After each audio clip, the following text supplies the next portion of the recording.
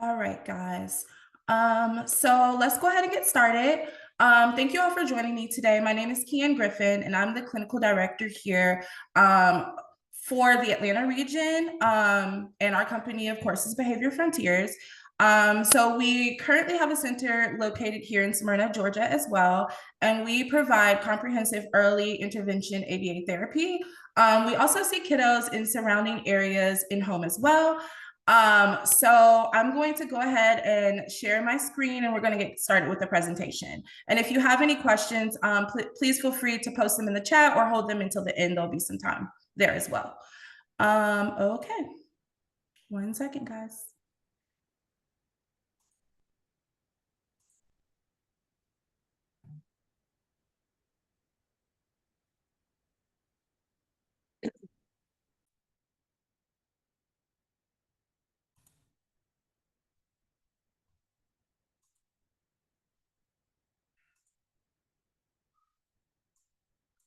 All right, so let me 1 second.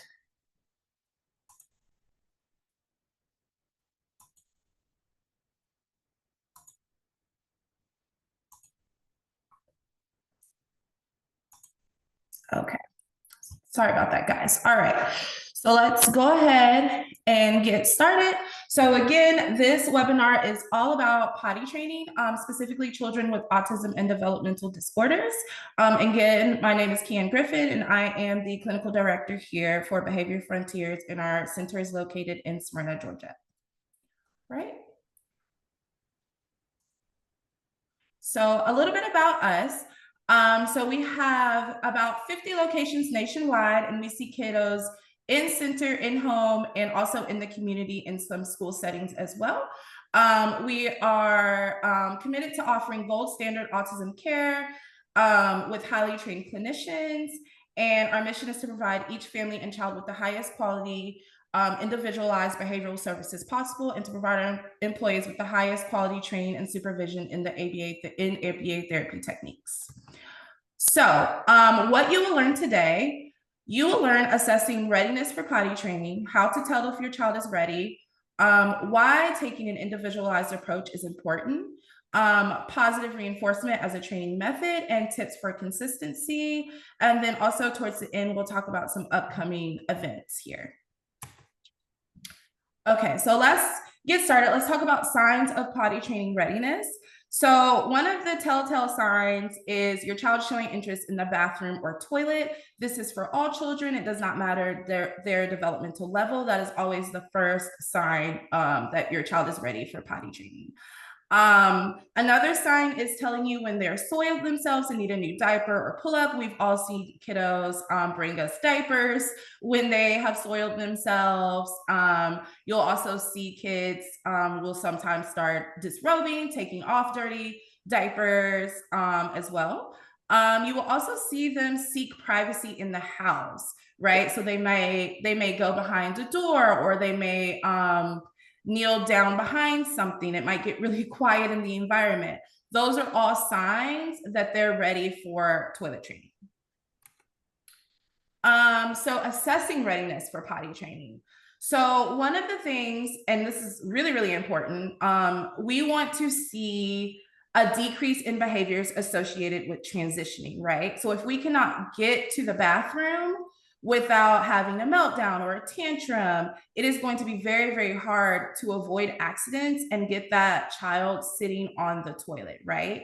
That also ties into what we call instructional control, right? So like saying what we mean and meaning what we say, and having that child trust us that, hey, once you do this thing for me, you know, you can go right back to playing. You get something out of this as well.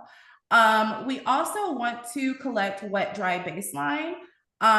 This looks several different ways. A lot of times I will ask parents to just collect some data, just see how often their child is wet in the evenings or in the mornings, how dry they are. Like, for instance, is your kiddo waking up and they're dry all throughout the night, right? Like, that's a good indicator that lets us know. It's also good to track that BM schedule as well. So like if you have a regular kiddo that always has a BM at 5 p.m. each evening, right? Like that's good to know. That helps us create that toilet schedule.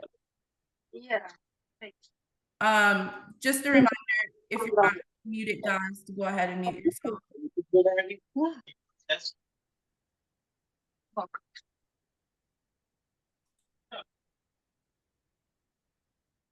All right. And then also we want to establish potent reinforcers, right? So what we mean by potent is we mean reinforcers that, or items that the child does not always have access to, right? This could be, I've used pieces of chocolate like Hershey Kisses. It could be Skittles, anything that, and edibles work great for this, but anything that's small, tangible, that you can take with you to the bathroom, because we want to establish those reinforcers for typically developing adults and children. Is reinforcing enough to be dry, right? You also have to think of the social stigma of having an accident on yourself. I go to the bathroom to relieve myself. All of those things are those natural reinforcers. But for our kiddos that we're working with disabilities, we sometimes have to contrive and motivate in a different way. There also should be an ability to sit on the toilet, right? So with this, we want to make sure we're pairing the bathroom. A lot of times we have what's considered bathroom parties, right? So we may bring bubbles into the bathroom. We may read a favorite book while the kid is sitting on the toilet. We may play a favorite video or song. Anything to make the bathroom less aversive and to seem like a fun place. We also want to start eliminating naps if possible. It's very, very important that a child is in underwear throughout all waking hours when toilet training. A lot of times kiddos will hold urine and feces until they know that there's a specific nap time that they might get a pull-up or diaper on, and then they'll eliminate in that diaper.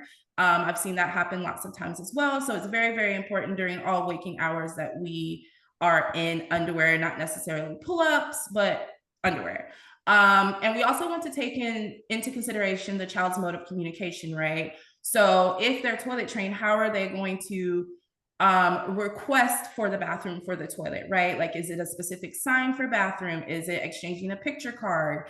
Is it, using a AAC device? Anything like that. We want to know what that mode of communication is, because we want to start creating opportunities for them to request for the bathroom. It's also important that the child's able to follow simple one-step instructions like stand up, sit down, pull up pants, things of that nature. And again, just remaining dry for at least 2 hours is also a great indication that the child is ready. And the child's ability to tolerate denied access and flexibility in their routine. When you're toilet training, you're transitioning to the bathroom a lot. So there has to be some ability of flexibility there in their routine as well. Right, moving on. So again, prerequisites. We always want to rule out any medical issues that may be preventing toilet training, or may be issues with incontinence. So always check with your doctor first, rule out anything. If there are no underlying issues, we want to start getting them into a routine of using the toilet, right? So we might use a visual schedule. We may just take transition trips to the bathroom just to sit on the toilet and again have bathroom parties. Anything that we can do to just get them ready and set up for success. So taking an individualized approach. So what does that look like? So we want to understand that every child with autism is unique and may have different sensitivities, preferences, and challenges. We want to tailor whatever approach we take to that child's specific needs and abilities.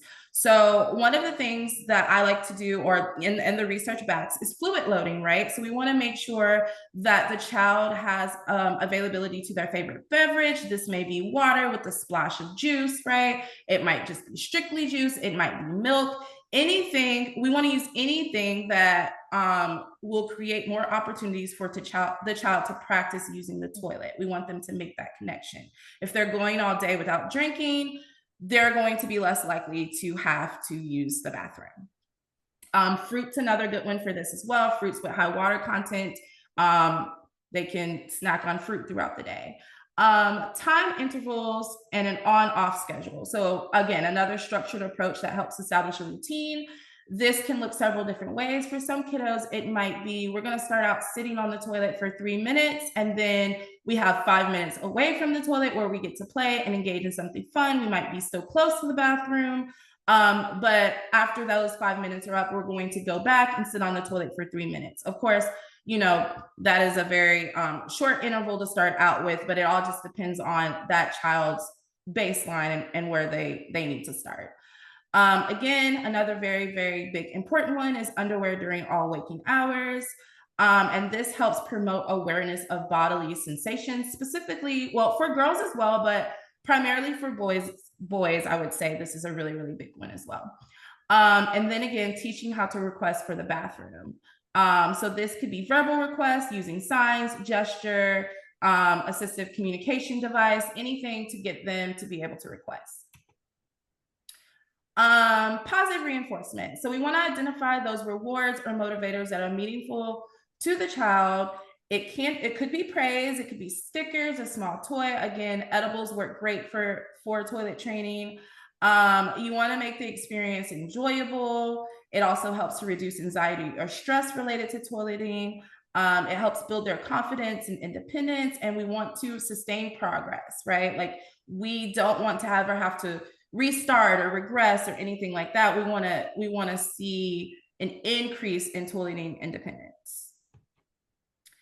Okay, so some tips for consistency. So using a toileting data sheet like the one that you see here in the presentation. If you Google toilet training data sheets, a lot of different examples will come up. I like to use one like this because it helps track progress, it identifies patterns, and it helps inform decisions. So for instance, if a kiddo is staying dry for a full hour or 30 minutes, do we need to change the sitting intervals? Do we need to change the away from the toilet intervals? And it encourages accountability from all parties involved in toilet training. It's very, very important that clinical staff as well as parents are on the same page and have a way that they can communicate successes throughout the period of toilet training. And again, we want to celebrate success. Toilet training for any kiddo it can be really, really difficult, but super, super rewarding. So we definitely want to celebrate success, whatever that may look like. I worked in a clinic before where, you know, if a kiddo had a successful void in the toilet, we would announce it on the walkie and we would all celebrate while the kid walked back to their therapy room. So we just want to make sure it's a good, positive experience for everyone. So that's the end of the presentation. Super short and sweet today. I did want to touch on upcoming events. So we do have our 20th anniversary celebration coming up. It's carnival themed. And it is on April 17th from 4 to 7 p.m. So please stop by, tell any friends or family that you know that may be interested. We'll have family and sensory friendly activities. There'll be concession stands, lots of goodies. So please stop by if you can. So we have some time for any additional questions or anything that you guys want to talk about. So I will stop sharing my screen and turn back on my video and open the floor up for questions. 1 second.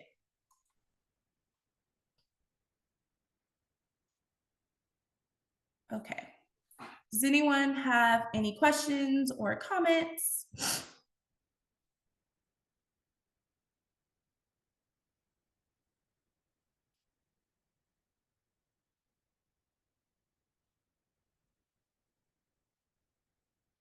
Okay, if not, I'll share my screen one more time just so y'all can jot down my email address, our website, just in case you want to get in contact with us, or if you want to know about any future events. We will have lots of events and hopefully more webinars coming your way as well. So I'll just leave this screen up as well so you guys can jot down that information if you'd like. And I'll just stay on for a few more minutes just in case anyone wants to unmute themselves and ask a question, or you can pop a question in, I believe, the chat box if you don't want to speak.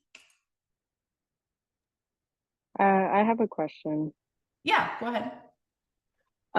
So you mentioned that there's like specific toileting schedules or routines that you can use. Mhm. Are there, is there a specific schedule or routine that works best for No. children with autism? So it just depends, right? So we will take that wet, dry baseline data because we want to know what interval to start at. So some kiddos need they need to contact the toilet more frequently, right? So they might have 5 minutes away and they sit on the toilet for 3 minutes, whereas some kiddos might be able to go every 30 minutes before voiding. It all just depends on what their starting point is.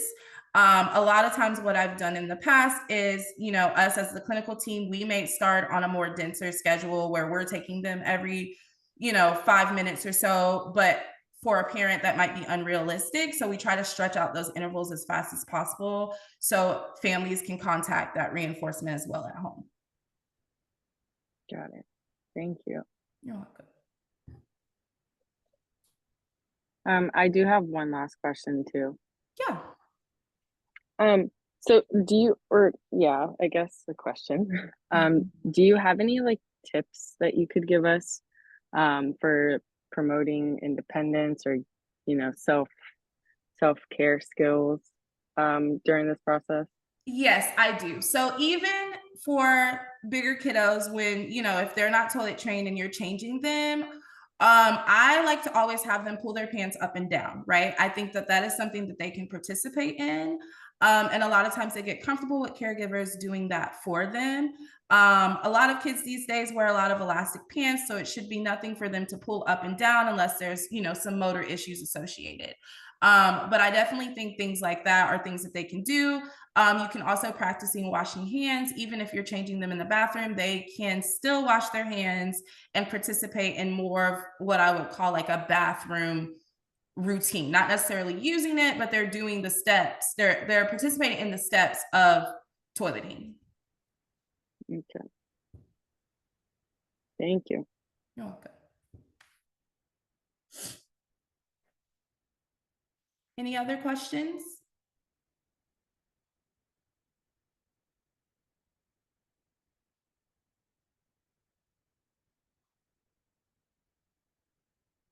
Okay. Well, feel free, like I said, to check out our website. If you think of any additional questions, my email address is right there as well. And I hope to see you guys in the future at some of our events. Oh, I think oh, thank you. Okay, you're welcome. Yeah, that's pretty much it for today, guys. Thank you so much. You're welcome.